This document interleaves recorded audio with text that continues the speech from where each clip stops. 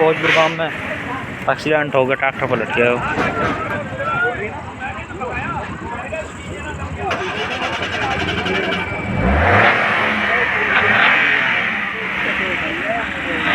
तेली से निकल रहा है ना।